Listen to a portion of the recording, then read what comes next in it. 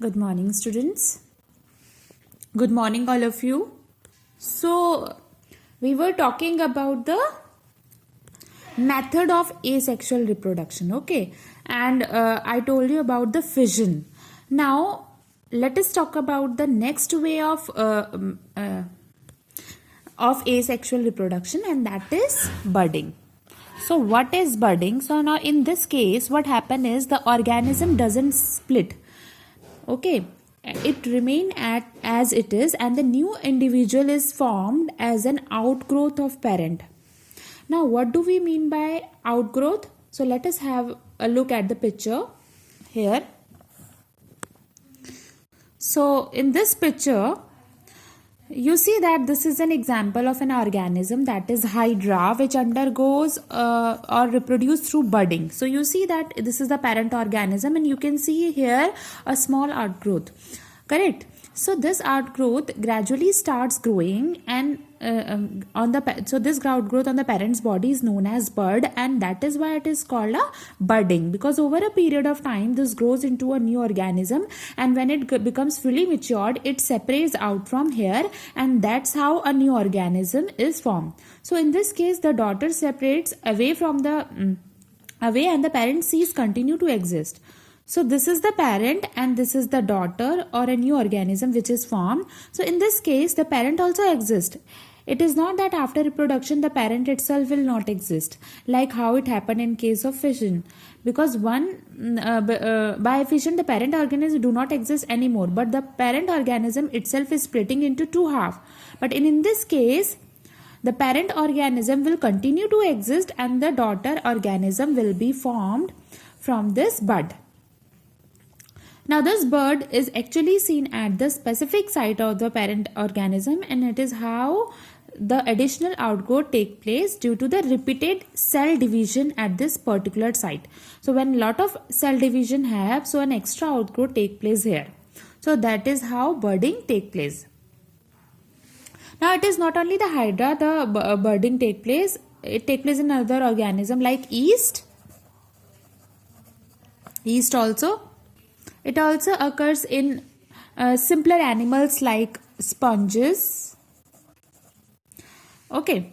Now the next method is fragmentation. Fragment means pieces. So in this, you will see that the parent organism breaks into small pieces, and each pieces give rise to a new individual. So that is interesting, I think. So the organism itself is, you might say that is it something like splitting, like how it happened in fission? Not really. So in this case, the organism, it breaks on its own. Now when I say break, you see how it break? Let's take an example of such an organism. It is Spirogyra. It's a green algae.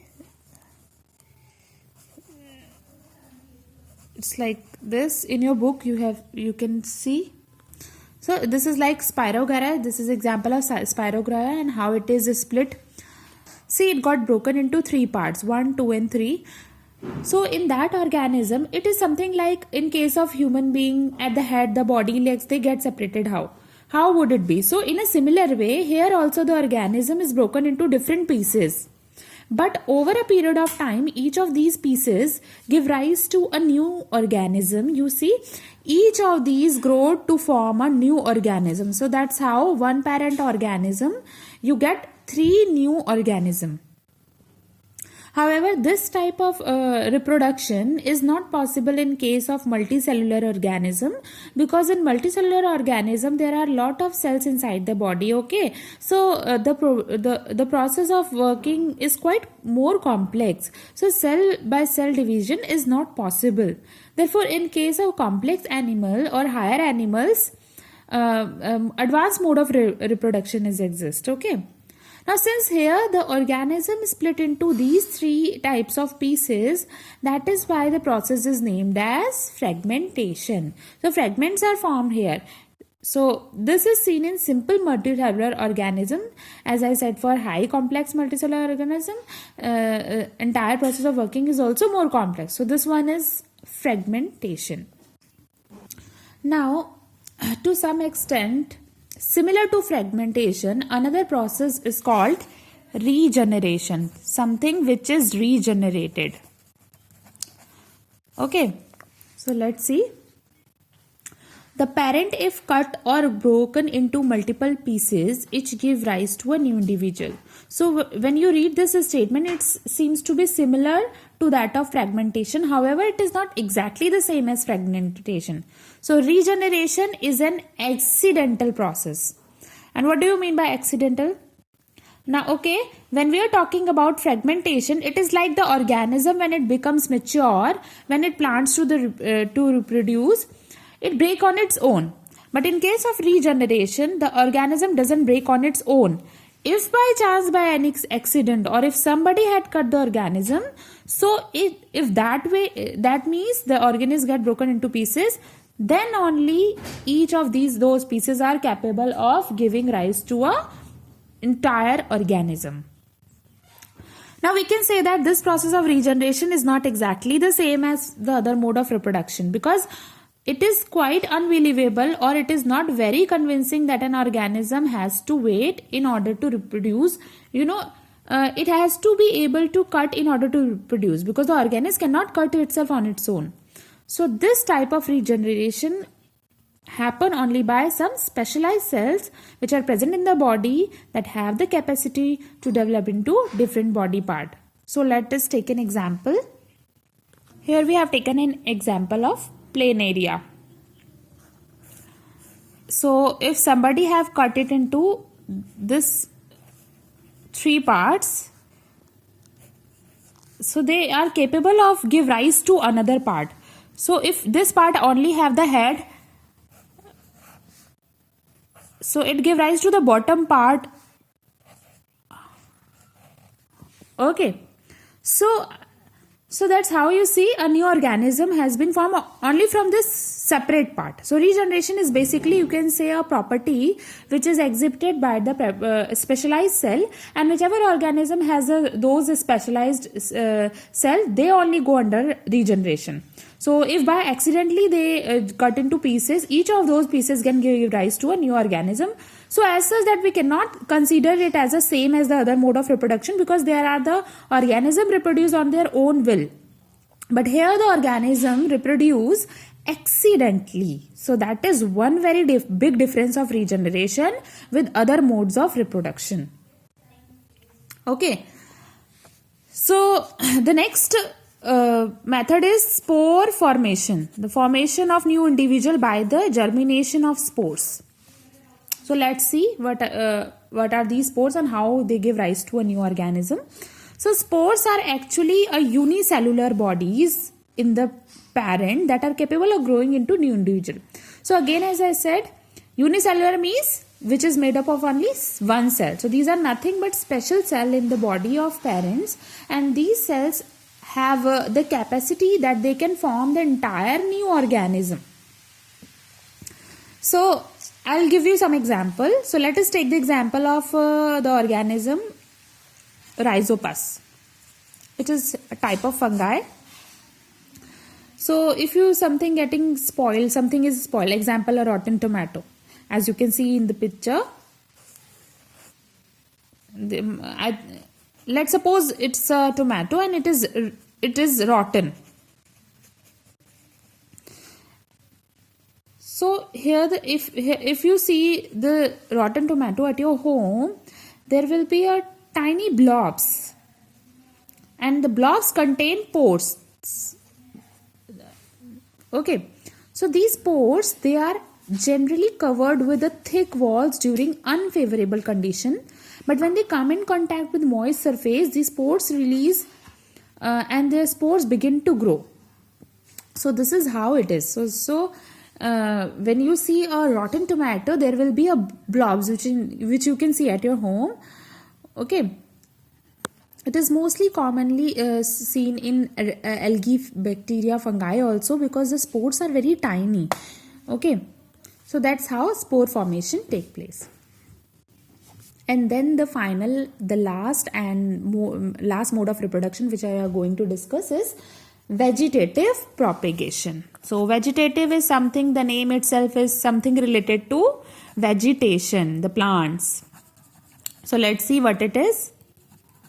So it is a mode of asexual reproduction in the plant, and it is the simplest mode of reproduction in plant. So in this type of reproduction, new plants are formed. They are exactly identical to their parent plant. So here the plant part detached from the parent and they form the new plant. So the specific part of the plant is taken from the parent, and that give rise to a new plant. Okay. Now, have you ever come across to a situation where you have seen that people take small branches of a plant from somebody's house and plant it in their garden, and after a couple of weeks a new plant rose up? So there is a specific plant for which their specific parts are capable of giving rise to a new plant. So this type of reproduction is called a vegetative propagation. Now it can be of two types. First is natural, where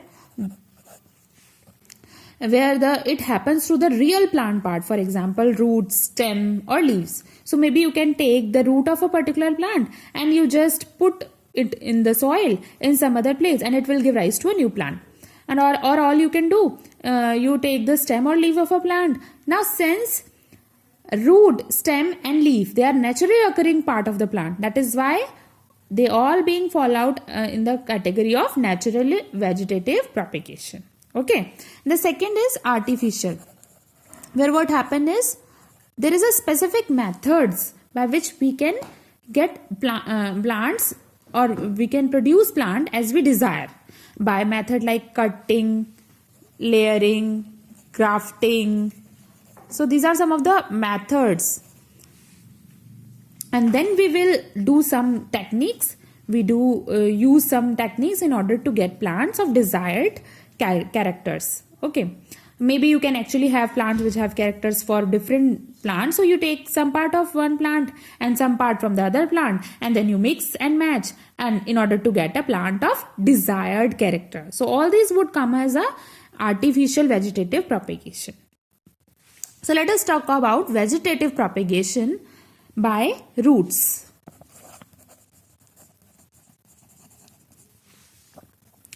Now there are certain plants where roots are very fleshy and thick, and in fact they are used for storage of food. So these kinds of roots can help rise to an entire new plant.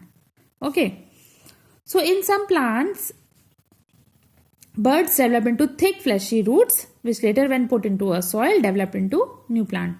So as I said, when the roots of such plants are kind of swollen, whether it is a guava or a sweet potato or dahlia, so the roots would look like it stores the food material. So bud develop in such roots. You would have seen also, if you have ever come across to the sweet potato, you have seen that how buds develop into them. So the roots itself can develop buds, and these bud bearing roots, when you put them into the soil, new plants will grow. Because that bud will give rise to a new plant. So that's how the roots producing more plant. So these are the swollen roots which can be sown. So now it is not necessary that all plants will have these type of root. That is why only for plants which have these type of thick fleshy swollen roots, only they can reproduce by their process of vegetative propagation by roots. Okay.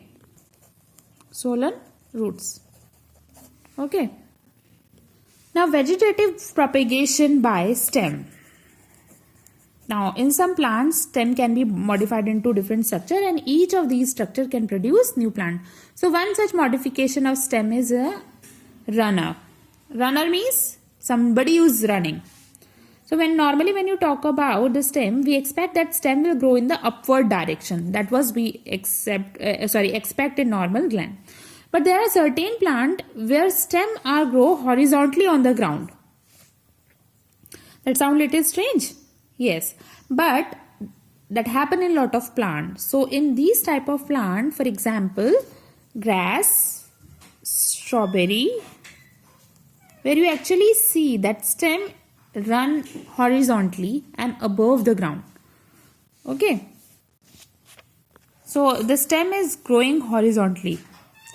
And after a certain interval of time, where these points called nodes, and the buds developed. Okay.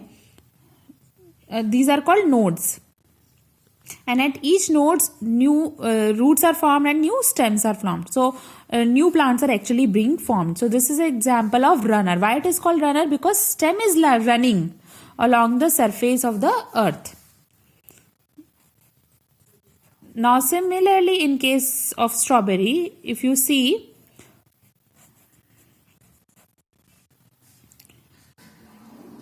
so it is like this. So these points are called nodes. In fact, due to this special behavior of this strawberry plant, this type of stem is also known as stolon. So this is the special name which is given to the strawberry plant. So this is the scenario of strawberry plant, and the first one which I drew could be the example of any runner, maybe grass. So basically these buds give rise to new plants. So the next type of modification is through the underground stem. So some stemma, they act as a runner, and at certain point they give rise to a new plant, and that they give rise to a new plant also. So in this case we will see that there are some type of stems which are, instead of being present above the ground, which is our normal expectation, that roots will be below the ground, but there are certain types of stem which is modified to structure which are present below the ground, and these are termed as underground stem. Now let us look at some example of the plant that are having a underground stem. One such very common example is potato. So you would have, if you have observed potato closely, you would have seen that there is a eyes of potato, some structure which are very, noticeable. So these kind of structure, blackish spot you can see. So they are also called the eyes of the potato. They are called eyes, but actually they are the buds. Actually they are the buds. Often they are called eyes, but actually they are the buds. And these buds, under the favorable condition, give rise to the aerial shoots, and that is how new plants form. So it is a fleshy underground swollen structure, or you can say that it is an enlarged part of the stem. So the potato which we eat is nothing but a stem of a plant. So it is the enlarged part of the stem. So because of this structure, this is often termed as tubers. So this is termed as tubers of potato, and so this is the one example. This will happen only under the favorable condition. So this is one example. Let us look at another example where underground stems give rise to a new plant. So that is onion.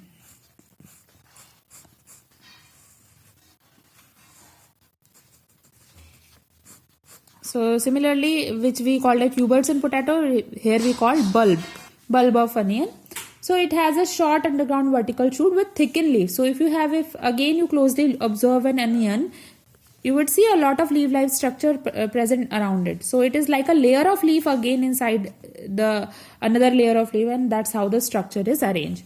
So the leaves which you see outside, they are called the scale leaves of onion. And this entire structure is called bulb. Now here you see that you see the structure on this side. So there is a disc of onion. Here it is called a disc of onion. And here it is called the axillary buds. And how this give rise to a new plant? So roots emerge from the other side of the stem. So this is basically a stem. So the which we are talking about, this is the entire part. It is called bulb. It is called a modified stem. which is again used for a food storage, and this is found underground. But at the base of the bulb, it is the base, this emerges the roots. So these are the roots of the onion.